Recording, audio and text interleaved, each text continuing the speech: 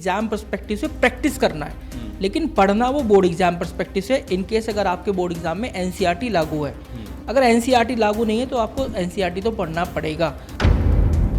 बच्चे हर बार ये क्वेश्चन पूछते हैं कि am I choosing right subject combination.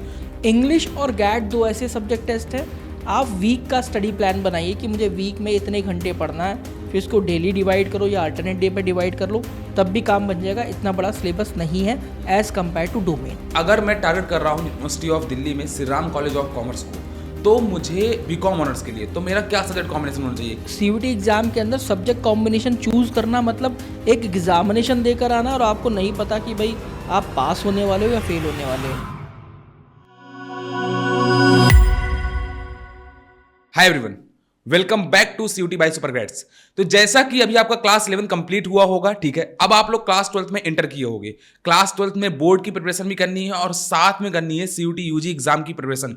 यहाँ पे बहुत सारे ऐसे डाउट्स हैं जो आपके मन में आना स्टार्ट होते हैं कि क्या मेरी प्रिपरेशन बहुत जल्दी स्टार्ट हो रही है, सब्जेक्ट कॉम्बिनेशंस क्या होने चाहिए, क्या मुझे कोई कोचिंग लेनी चाहिए नहीं लेनी चाहिए। ऐसे बहुत सारे डाउट्स आपके मन में आ रहे होंगे। इन सभी डाउट्स के आंसर करने के लिए हमने आज एक काफी स्पेशल गेस्ट को बुलाया हुआ है, जो कि है आकाश सर। हाय आकाश सर। हाय गौरव। तो आकाश सर आज आपके सभी क्वेश्चंस का आंसर करने वाले हैं। क्वेश्चंस क्या डिफिकल्ट तो नहीं है? पता नहीं, बच्चों ने पूछे हैं सर, देखते हो। चलो देख। तो आप ही के पूछे हुए क्वेश्चंस हैं जो कमेंट सेक्शन से हमने उठाए हुए हैं, तो देखते हैं कि अब आकाश सर के लिए क्या डिफिकल्ट क्वेश्चंस होते हैं। सर पहला क्वेश्चन ये है कि जैसे कि अभी मैं अपनी प्रिपरेशन स्टार्ट कर रहा हूँ, तो सबसे पहला मेरे मन में जो थॉट ये आ रहा है एज ए स्टूडेंट भी कि क्या मैं बहुत जल्दी तो एग्जाम की प्रिपरेशन स्टार्ट नहीं कर रहा हूँ। ऐसा तो नहीं कि मैं बोर्ड एग्जाम के बाद प्रिपरेशन स्टार्ट करूँ या अपने प्री बोर्ड के बाद स्टार्ट करूँ। देखो, हाँ लाजमी है बिल्कुल ये वाला थॉट आना, ये वाला डाउट आना।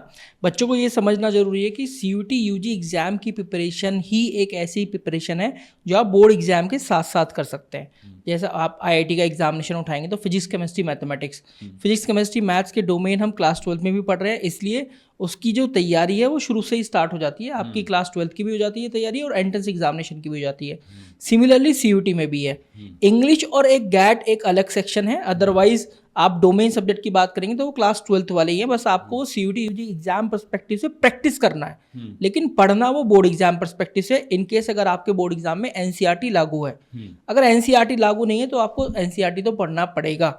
तो ये आप बात मेक श्योर करना कि आप पहले से ही अपनी एग्जामिनेशन की प्रिपरेशन स्टार्ट करते हैं, जिससे कि आप काफ़ी सारे स्टूडेंट से एक्स्ट्रा एज ले जाएं in terms of doing the practice. आपको प्रैक्टिस करना है, क्वेश्चंस लगाने हैं सीयूटी वाले और ऑनलाइन प्रैक्टिस करनी है। कोई चैप्टर आपने पढ़ा है एंड ऑफ बाइपोलैरिटी या कोई पार्टनरशिप यूनिट कंप्लीट कर लिया है, तो आपने बोर्ड एग्जाम पर्सपेक्टिव से कर लिया है। अब उसको आप सीयूटी यूजी एग्जाम पर्सपेक्टिव से अपने एमसीक्यू की प्रैक्टिस कर लीजिए। इससे बोर्ड एग्जाम के एमसीक्यू भी प्रैक्टिस हो जाएगी और सीयूटी यूजी एग्जाम की भी तैयारी होती चली जाएगी। इंग्लिश और गैट दो ऐसे सब्जेक्ट टेस्ट हैं। आप वीक का स्टडी प्लान बनाइए कि मुझे वीक में इतने घंटे पढ़ना है, फिर इसको डेली डिवाइड करो या अल्टरनेट डे पे डिवाइड कर लो, तब भी काम बन जाएगा। इतना बड़ा सिलेबस नहीं है as compare to domain. Sir एक बहुत बड़ा क्वेश्चन डाउट आता है, मतलब मुझे भी आता है कि जब देखते हैं हम एनटीए की वेबसाइट पे जाके कि एग्जाम पैटर्न क्या है, तो उसमें लिखा होता है कि 50 क्वेश्चंस 60 मिनट्स एंड एनटीए बोलता है कि आपको 50 out of 50 questions he attempt करने होते हैं। तो इसका जेन्युइन मीनिंग क्या होती है? मतलब इसका मतलब क्या ये होता है कि बच्चे को 50 आउट ऑफ 50 क्वेश्चंस पूरे अटेम्प्ट करने हैं या कुछ चॉइस इसमें होती है? पहले चॉइस हुआ करती थी, बच्चों को 40 क्वेश्चंस अटेम्प्ट करने थे आउट ऑफ 50, लेकिन एनटीए उसको ठीक से कंडक्ट करा नहीं पाया ऑनलाइन फॉर्मेट के अंदर। तो अब एनटीए ने किया कि 50 आउट ऑफ 50 क्वेश्चंस करने हैं, लेकिन 60 मिनट में करने हैं। तो यहाँ पर ड्यूरेशन भी बढ़ा दी। पहले ये ड्यूरेशन 45 मिनट हुआ करता था, 50 मिनट 45 मिनट, लेकिन हम इसको 60 मिनट कर दिया है। तो सीयूटी यूजी एग्जामिनेशन में कोई भी चॉइस नहीं मिलती है जैसा कि आपको बोर्ड एग्जाम में चॉइस मिलती है। बोर्ड एग्जाम में अगर 33 क्वेश्चंस है तो आपको 25, 26, 27 कुछ ऐसे करने होते हैं, लेकिन यहाँ पर आपको 50 आउट ऑफ 50 ही करने हैं। मतलब इसका मतलब ये सर कि जैसे मेरे मान लीजिए क्वेश्चन मुझसे बन ही नहीं रहे 40 के ऊपर, तब भी मुझे 50 क्वेश्चन अटेम्प्ट करने होंगे? हाँ, तो अगर नहीं बन रहे हैं तो यहाँ पर तो देखो एक्यूरेसी का बहुत बड़ा खेल है, क्योंकि नेगेटिव मार्किंग भी है। तो आप तुक्का स्ट्रैटेजी तो ना ही अपनाएं। 40 बन रहे हैं 40 ही करो, 40 की ही प्रैक्टिस करो। तो जैसे जो बच्चे अभी स्टार्ट करेंगे अपनी प्रिपरेशन, तो उनको ऐसे ही स्टार्ट करना चाहिए। अगर किसी चैप्टर के मॉक लगा रहे हैं तो don't try to attend full questions in the mock या इन दी सेक्शनल टेस्ट या चैप्टर टेस्ट जो भी वो लगा रहे हैं। पहले आप एक्यूरेसी मेंटेन करके चलिए। पहले हमें क्वालिटी मेंटेन करनी है, जिससे कि जब हम क्वांटिटी पे काम करेंगे तो हमारा क्वालिटी वाला एक्सपेक्ट जो है वो कभी मिस ही नहीं होगा। तो जैसे मैं एक स्टूडेंट हूँ, मुझे अगर एक साल में मॉक लगाना है तो मैं कोशिश करूँगा कि यार जब मैं पहले कुछ मॉक लगाऊँ तो उसमें 50 में से एटलीस्ट मैं 25 या 30 क्वेश्चंस करूँ और वो बिल्कुल सटीक करूँ, सही करूँ। फिर मैं 30 से 35, 35 से 40, 40 से 45, 45 से 50, इस तरीके से नंबर ऑफ मॉक के साथ साथ अपनी जो क्वांटिटी है वो भी इंक्रीज करता जाऊँ, irrespective of compromising with the quantity of the question या quality of the questions. Quality, यहाँ पर क्वालिटी का मतलब ये है कि एक्यूरेसी मेंटेन रखना, एक्यूरेसी मेंटेन रखकर चलनी है, क्योंकि -1 की नेगेटिव मार्किंग भी है। ठीक है। अच्छा सर, एक डाउट ये भी आता है कि बच्चे हर बार ये क्वेश्चन पूछते हैं कि am I choosing right subject combination, क्योंकि यहाँ पे 37 सब्जेक्ट टेस्ट है और हर कोर्स के लिए अलग अलग रिक्वायरमेंट होती है। किसी में मैथ चाहिए तो किसी में अकाउंटेंसी चाहिए, मैंडेटरी होता है, या किसी में आप कुछ भी चूज कर सकते हैं। तो बच्चा कैसे कंफर्म कर सकता है कि क्या उसके लिए आइडियल सब्जेक्ट कॉम्बिनेशन होने वाले हैं? और इसमें क्वेश्चन जब भी रहता है जब आप एक सही सब्जेक्ट कॉम्बिनेशन चूज भी कर रहे ना, उसके बावजूद भी एक मन में डाउट रहता है। तो सीयूटी एग्जाम के अंदर सब्जेक्ट कॉम्बिनेशन चूज करना मतलब एक एग्जामिनेशन देकर आना और आपको नहीं पता कि भाई आप पास होने वाले हो या फेल होने वाले हो। तो डिलेमा चलता रहता है, पूरे साल तक बच्चा कंफ्यूज रहता है। तो एक ही बात है, 100 बातों की एक बात, तो पूरे साल कंफ्यूज होने की जरूरत नहीं है। आप इंग्लिश लैंग्वेज ले लीजिए, जैसे कि आप कुछ कोर्सेज भी हैं ऑनर्स इंग्लिश, कुछ यूनिवर्सिटी जैसे जीजीएस, आईपीयू और भी काफ़ी डीटीयू हो गया, डीएवी भी इंदौर हो गया, काफ़ी सारी यूनिवर्सिटी इंग्लिश को ज़्यादा तवज्जो देती हैं। तो आप इंग्लिश लैंग्वेज का चुनाव कर लें। 3 डोमेन्स अपनी क्लास 12th के चूज़ कर लें, क्योंकि 3 डोमेन्स यूनिवर्सिटी ऑफ दिल्ली में ज़्यादातर केसेस में आपको 3 डोमेन्स दिखाई देंगे ज़्यादातर कोर्सेज के लिए। फिर आप एक जनरल एप्टीट्यूड टेस्ट का चुनाव कर लें। ये आप पर निर्भर करता है कि आप गैट पढ़ना चाहते हैं या नहीं पढ़ना चाहते हैं। अगर आपको लग रहा है कि BCom honours university of Delhi is the first and last target and GAT is not being asked there, तो you can skip the GAT.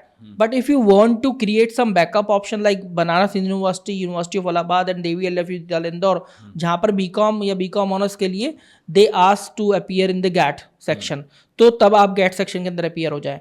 तो GAT सेक्शन की तैयारी नहीं भी हो रही कोई दिक्कत नहीं है, पर लेकिन हाँ अपीयर जरूर हो जाए। English plus 3 domains of class 12 plus GAT, तो ये 5 सब्जेक्ट टेस्ट हो गए। इसी तरीके से 5 सब्जेक्ट टेस्ट जो है आपसे एनटीए भी बोलता है कि हम मैक्सिमम 5 सब्जेक्ट टेस्ट में अपीयर हो सकते हैं। अच्छा सर, जैसे कि मान लीजिए कि मुझे जीएटी चूज नहीं करना, बट इंग्लिश मुझे लैंग्वेज तो हर एक के साथ कंपलसरी है ना, मतलब कोई भी अगर मैं किसी भी प्रोग्राम के लिए अपीयर हो रहा हूँ तो वहाँ पे मुझे एक लैंग्वेज चूज करनी होगी, और आप बोल रहे हैं लैंग्वेज में इंग्लिश लैंग्वेज के साथ जाना बेहतरीन एक ऑप्शन हो सकता है। तो सर इंग्लिश लैंग्वेज की प्रिपरेशन के लिए क्या स्ट्रैटेजी होनी चाहिए? मतलब 1 ईयर है तो क्या पूरा 1 साल पढ़ना चाहिए, या लास्ट के 3-4 मंथ्स में भी इंग्लिश की प्रिपरेशन हो जाती है? देखो, इंग्लिश लैंग्वेज आप दिसंबर, जनवरी और फैब और मार्च यहाँ तो प्रिपेयर नहीं कर पाएंगे, इसको तो भूल जाओ। दिसंबर प्री बोर्ड का pressure, Jan Feb again pre boards and boards का pressure, practical files, project file, ये सब रहता है। और फिर जब आप अप्रैल मंथ में घुसते हैं, तब अप्रैल मंथ में कुछ बोर्ड एग्जाम्स चलते रहते हैं, फिर उसके बाद मॉक टेस्ट लगाना, रिवाइज करना सभी के लिए, तो वो बहुत हेक्टिक हो जाता है। तो आप मई या जून मंथ से भी आप प्रिपेयर कर सकते हैं। आप 3 या 4 महीने दीजिए, आपका इंग्लिश लैंग्वेज बन जाएगा, क्योंकि वो 15-16 चैप्टर्स हैं। 15-16 चैप्टर को आप हर महीने 5-5 चैप्टर में डिवाइड करेंगे तो 3 महीने में बन सकता है, प्रोवाइडेड दैट आपको ज़्यादा टाइम देना पड़ेगा। तो आप अपनी स्टडी को, आप इंग्लिश लैंग्वेज को इतना टाइम मत दीजिए, वीकली थोड़ा कम टाइम दीजिए एज कम्पेयर टू डोमेन, क्योंकि वो क्लास 12th में भी पूछे जा रहे हैं। तो आप थोड़ा थोड़ा टाइम दीजिए, लेकिन इसके जो समय अंतराल है, इसको कवर करने का जो टाइम है उसको थोड़ा खींच दीजिए। जैसे मई से लेकर आप दिसंबर तक प्रिपेयर कर सकते हैं, है ना। तो मई, जून, जुलाई, अगस्त, सितंबर, अक्टूबर, नवंबर, दिसंबर, कुल मिलाकर 8 मंथ आते हैं मेरी उंगलियों पे। तो 8 मंथ्स में अगर आप इंग्लिश लैंग्वेज की प्रिपरेशन करना चाह रहे हो तो भाई 1 या 2 चैप्टर इन अ मंथ भी आप प्रिपेयर कर सकते हो। ठीक है सर। अच्छा, जैसे कि मान लीजिए सर मुझे प्रिपरेशन स्टार्ट करनी है और मैं तलाश कर रहा हूँ किसी एक बेहतरीन कोचिंग की, मुझे कि क्या कोचिंग ज्वाइन करनी चाहिए, नहीं करनी चाहिए। मैं यूट्यूब से ही पढ़ सकता हूँ या खाली सेल्फ स्टडी कर सकता हूँ, क्योंकि ऑलरेडी एनसीईआरटी होती तो बच्चा तो यही सोचता है डोमेन के लिए तो मैं एनसीईआरटी पढ़ लेता हूँ, और इंग्लिश वगैरह के लिए बच्चा जो है यूट्यूब में लगा रहता है। तो क्या उसको एक कोई कोचिंग ज्वाइन करनी चाहिए या उसको ये स्किप कर देना चाहिए थॉट? देखो, कोचिंग ज्वाइन करनी चाहिए नहीं करनी चाहिए, ये जब आप 1 महीने पढ़ोगे, 1 महीने का स्टडी प्लान बनाओ बोर्ड्स प्लस सीयूटी का, आपको 20-22 दिन में समझ में आ जाएगा कि आपका सीयूटी का कोई बैकलॉग बढ़ तो नहीं रहा है। क्या आप केवल बोर्ड्स पर फोकस कर रहे हो या बोर्ड्स प्लस सीयूटी का एक अच्छा स्टडी प्लान आपके पास है या नहीं, एक ऐसा स्टडी प्लान जो कि बोर्ड एग्जाम की पढ़ाई पर इतना इम्पैक्ट नहीं डाल रहा है लेकिन एक एक्स्ट्रा एज आपको दे रहा है as compare to other student, क्योंकि आपको सीयूटी के लिए भी वो स्टडी प्लान प्रिपेयर कर रहा है। अगर ऐसा है तो ठीक है, लेकिन अगर आपको 20-22 दिन में समझ में आ गया कि यार सीयूटी की प्रिपरेशन स्किप होती जा रही है तो better to join a coaching. ठीक है, आप कोचिंग ज्वाइन कर रहे हैं, आपको एक नपातुला क्लास का टाइम मिल गया है कि यार मुझे इस क्लास को अटेंड करना है, इस समय अटेंड करना है, उसके नोट्स बना रहे हैं। और कोचिंग या कोई प्लेटफॉर्म ज्वाइन करने का फ़ायदा ये होता है कि आपको ऑनलाइन मॉक्स भी मिल जाते हैं, उनकी एनालिसिस मिल जाती है। आप कभी भी कोई बुक से मॉक लगाएंगे तो वहाँ पर एनालिसिस आप नहीं ढूंढ पाएंगे, आप ये नहीं देख पाएंगे कि टॉपर्स के साथ आप कहाँ स्टैंड करते हैं, उनके साथ आपकी एनालिसिस कैसी है, क्या आप इस एग्जामिनेशन के साथ compete करने के लिए काबिल भी हैं या नहीं। ये सब एक जब कोई प्लेटफॉर्म ज्वाइन करते हैं तब आता है। अदरवाइज इफ़ यू फील कि यार मुझे कोचिंग ज्वाइन नहीं करना चाहिए, मेरे लिए सब कुछ ठीक जा रहा है, तो बेटर टू अवॉइड कोचिंग भी। ठीक है।